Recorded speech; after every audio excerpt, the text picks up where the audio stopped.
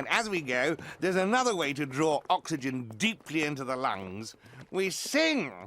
There's a yellow rose in Texas that I am going to see. No other cowboy knows. I thought mountain climbing would be cool. This is so embarrassing. Don't forget to step, then breathe. She's the sweetest rose of Texas. Through the late 1980s and throughout the 1990s, children were frequently marketed to with a certain kids rule, grown-ups drool mentality. Something as innocuous as bubblegum could have a commercial where the product is for you, cool kid, not those awful teachers and parents and authority figures in your life. I grew up during this time period, and on one hand, it was kind of cool to have my perspective on things venerated, made me feel a little more human. Childhood is a separation from adult life, where one mostly lacks control over how their days play out, and it can be difficult to communicate your feelings to grown-ups. You're right, DJ Jazzy Jeff and the Fresh Prince, parents just don't understand. On the other hand, this was all entirely disingenuous, a marketing ploy to appeal to your sense of self-worth so that you'll buy the bubblegum. Nickelodeon did play into this sandbox a little bit. I'm sure we all remember the GAC commercials with the teachers disgusted at our little slime toys. But in their actual programming, Nickelodeon in the 1990s maintained something of an even hand. Still aiming to empower kids, for sure, but many of their shows featured adults who were silly, perhaps out of touch, but perfectly capable of having positive relationships with the younger characters. This was especially true for parent characters. Old fuddy-duddies, sure. Embarrassing at times, absolutely. Total squares, quite often. But Nickelodeon shows almost always had parents that were loving, supportive, and doing their best, even if the kid characters don't always recognize that. And what better way to demonstrate this with the most memed dad in all of Nickelodeon, Nigel Thornberry. I must see if this weather has caused the weasels to shift to their winter white. Wouldn't that be smashing? Originally airing on March 18, 1999, Nigel Knows Best is the 16th episode of the Wild Thornberrys' first season. It was written by Kate Boutlier, who worked on nearly all of Klasky Csupo's shows as a writer-producer, including writing both of the Wild Thornberry movies. It was directed by Sylvia Kulin, who got her start animating visual effects for movies like Raiders of the Lost Ark and Dragon Slayer. The Thornberry family are currently traveling through the Andes Mountains in Peru, looking to get from one village to the next. There is a road, and their RV is up for the task, but 12-year-old Eliza Thornberry wants an adventure. She wants to walk the scenic mountain pass, take in some old ruins, ride a llama, all that good stuff. Eliza's mother, Mary Ann, isn't thrilled at the idea, but good old Nigel volunteers to go with her. Our trip will be the picture of safe, prudent travel, not an iota of adventure. We shall scale the mighty Andes with the utmost care. However, it's not quite as fun as Eliza hoped. Her father insists on keeping a strict schedule, keeping to the trails, and doing things decidedly uncool in the face of adventure. Safety above everything else, puppet! Now, we don't want to get separated. You're putting me on a leash like a dog? Goodness, no, Poppety. It's nothing like that. Eliza, come. They can't even get a closer look at Machu Picchu, as there's no clear trail from where they are to there, and Nigel doesn't want to risk injury with a bit of improvised rock climbing.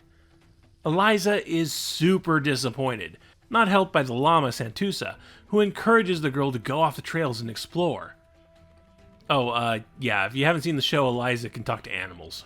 That big hole is right over there. I wish I could get closer, but my dad... Just turn the corner. So what do you say, kid? Well, maybe a quick look. Quick. Eventually, Eliza sneaks away from Dad to have her own little adventure, and almost immediately dies from the cold and lower oxygen levels at that elevation.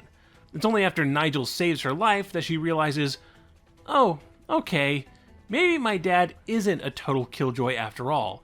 Maybe he knew what he was doing.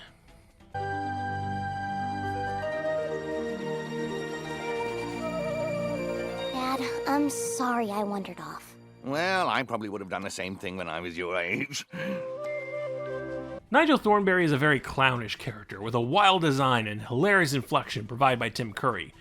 It's very easy to not take him seriously, especially since Marianne is more in charge of the family, being the director of this entire documentary project they're on. So one can be forgiven in thinking Nigel isn't very intelligent or capable, when that couldn't be farther from the truth. He's pragmatic, resourceful, and deeply caring and protective of his family. By the end of the episode, both you and Eliza should hopefully share a new appreciation for the man. This is somewhat in contrast to the episode's B-plot with Marianne. The family gets a package from Grandma, Marianne's mother, who does not approve of the Thornberry lifestyle, sending over processed food snacks and soap. This makes Marianne insecure, and when she's insecure, she gets angry. And when she gets angry, she terrorizes nuns. Put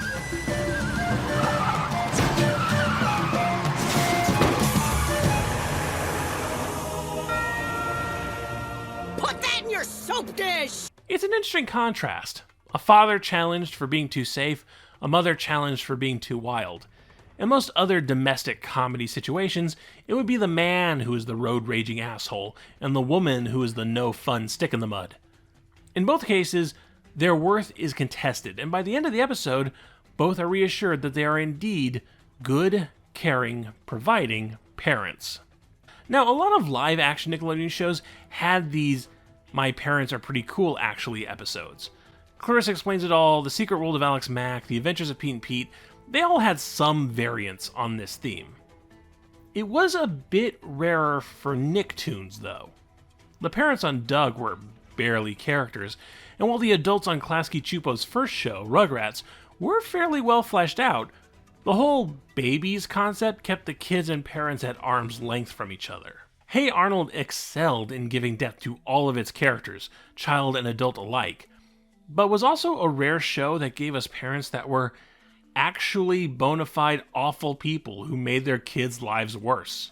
And then you have the absurd soup of Ren and Stimpy / Rocco / Monsters / Beaver / CurtDogg.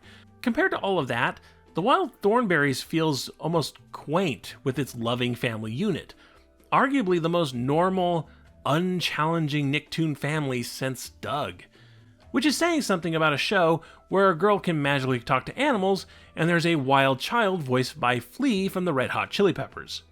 As Nicktoons went into the 2000s, it seemed they couldn't decide if they wanted to do healthy family stories with shows like Rocket Power as Told by Ginger and All Grown Up, or shows where the parents are clueless morons like Fairly Odd Parents, Jimmy Neutron, and Invader Zim. Those latter shows were basically the old bubblegum commercials writ large, about as far away from Nigel Knows Best as you could get.